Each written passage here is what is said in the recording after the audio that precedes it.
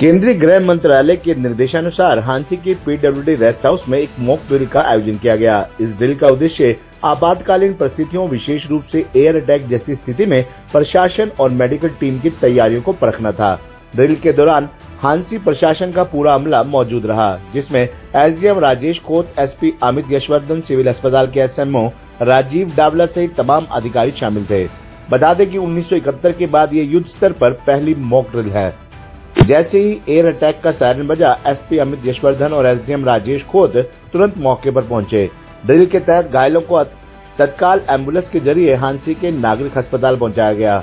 अस्पताल की medical team ने भी तेजी दिखाते हुए घायलों को रेस्क्यू कर उनका इलाज शुरू किया।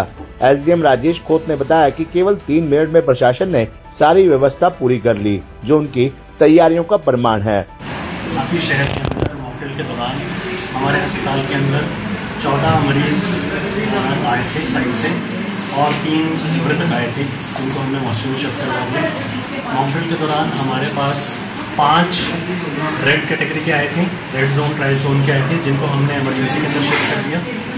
येलो जो ट्राइज के आए थे उनको हमने ट्रीट करके वार्ड के अंदर शिफ्ट कर दिया है, और जिनका जो ग्रीन जोन के आए थे, जो माइनर चोटों वाले आए थे, उनका अभी पट्टियाँ चल रही हैं और पट्टी के बाद उनको डिस्चार्ज कर दिया।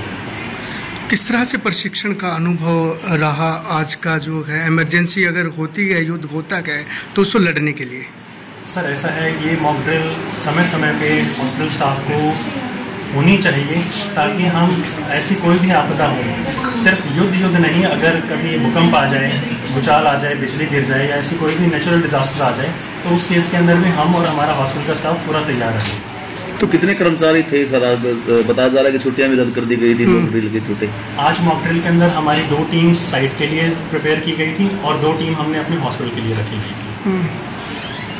हमारे होमगार्ड यहाँ उपस्थित हैं और फायर ब्रिगेड उपस्थित थे, सारी एम्बुलेंस और पुलिस और बाकी हमारे जो डिपार्टमेंट्स हैं, तो सभी के तालमेल से आज ये मॉक ड्रिल आयोजित की गई, जिसको कि 4 बजे हमें सायरन, हमें बहुत जगह हमने अब सायरन एस्टेब्लिश कल ही करवा दिए थे, कल रात को ही। तो मिनी सेक्रेटरीट का जो सायरन बजा 4 बजे, क्योंकि हमें यहाँ से सूचना मिली कि एयर रेड हो गई है पीडब्ल्यूडी रेस्ट हाउस की बिल्डिंग पे। तो जैसे ही सूचना मिली, तुरंत जो कंट्रोल रूम स्थापित किया होता, कंट्रोल रूम से निकले, मैं और एसपी साहब दोनों निकले और वहाँ पे हूटर, बहुत देर तक हूटर बजा, बाकी अन्य हूटर बजे, ताकि सभी अलर्ट हो जाएं और सभी कंट्रोल रूम से सभी विभागों को तुरंत सूचना दी गई।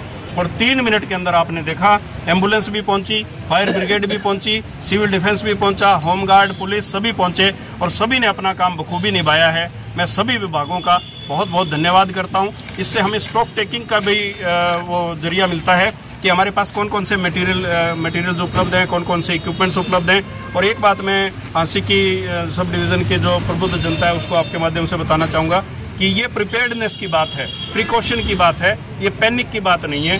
हम बिल्कुल तैयार हैं, हरियाणा सरकार के रिसोर्सेज बिल्कुल तैयार हैं, हरियाणा सरकार बिल्कुल तैयार है, जिला प्रशासन बिल्कुल तैयार है, उपमंडल प्रशासन बिल्कुल तैयार है और जिला पुलिस हांसी का प्रशासन बिल्कुल तैयार है। जैसा कि आपने खुद अपने हाथों से देखा, अपनी आंखों से देखा और आपने यहाँ महसूस किया कि कोई तैयारी में कोई कमी नहीं थी। इसको और बढ़ाएंगे किसी प्रकार। जैसे आज ये बात महसूस हुई कि छोटी गाड़ियाँ हमें चाहिए, फायर टेंडर बड़े हैं, छोटे फायर टेंडर चाहिए, ताकि अगर छोटी गलियों में कोई अगर इंसिडेंट होती है तो हम वहां पे जल्द से जल्द पहुंचकर रेस्क्यू और रिलीफ ऑपरेशंस को अंजाम दे सके। शाम को सर ब्लैकआउट भी हो रहा है, उसके लिए लोगों को कुछ बताना चाहिए। दूसरी इवेंट आज 7:50 से 8 बजे तक होने जा रही है। 10 मिनट का ब्लैकआउट होगा, जिसमें सभी से निवेदन करते हैं कि वो अपनी लाइटें बंद रखें 10 मिनट के लिए। ऐसा नहीं है कि लाइट बंद कर दें, इन्वर्टर पे कुछ चालू रहे, लाइट टोटली देश सेवा का एक मौका है हमारे लिए। तो लाइटें अपनी 10 मिनट के लिए बंद रखें। गाड़ी में अगर आप हैं, स्कूटर पे हैं, तो साइड में लगा लीजिए, बंद कर दीजिए उस टाइम, और साइड में लगा करके लाइटें बिल्कुल बंद और बिल्कुल एक शांति का माहौल, ताकि हम किसी भी एनिमी से, हम किसी भी उसके दुस्साहस से हम बच सके। हम प्रिपेयर्ड रहें, हम सतर्क रहें, हम सजग रहें। हमें किसी प्रकार की घबराहट की बिल्कुल जरूरत नहीं है। हम सब बिल्कुल आपके सहयोग। आप लोगों को विदित है कि जो हमारे MHA की तरफ से डायरेक्टिव आया था कि पूरे देश भर में ये सिविल मॉक ड्रिल का आयोजन किया जाना था, तो हमारे जैसे हांसी के अंदर 4 बजे ये प्रस्तावित रहा। तो इसमें ये PWD रेस्ट हाउस है, यहाँ पे हमने इंसिडेंट प्लेस इसको आइडेंटिफाई किया और इसके अंदर जैसे बहुत सारे ऑपरेशंस आज हमने करवाए, जैसे कि रेस्क्यू ऑपरेशन आपने बिल्डिंग से देखा, और जो क्रिटिकल पेशेंट्स थे उनको हम उठा के हॉस्पिटल लेके गए। और इसी प्रकार से सिविल डिफेंस, पुलिस और सभी का कोलैबोरेशन रहा। तो इसी प्रकार से हम आगे भी मतलब अपनी तैयारियां मेंटेन करते रहेंगे। और बाकी आप एक्सरसाइज हुआ तो ये एक प्रिपेयर्डनेस की ओर है हमारा जो कदम है। और आने वाले टाइम में हम और भी इस टाइप के मॉक ड्रिल्स करवाएंगे ताकि जो भी लोग हैं, कोई भी ऐसी आपदा की कोई स्थिति बन जाती है तो उससे डील करने के लिए हम सभी तैयार हों। जैसे कि कई बार ऐसा हो सकता है कि कोई भी विक्टिम है वो ऊपर फंस गया, तो क्या हमारी वो तैयारियां हैं कि नहीं है।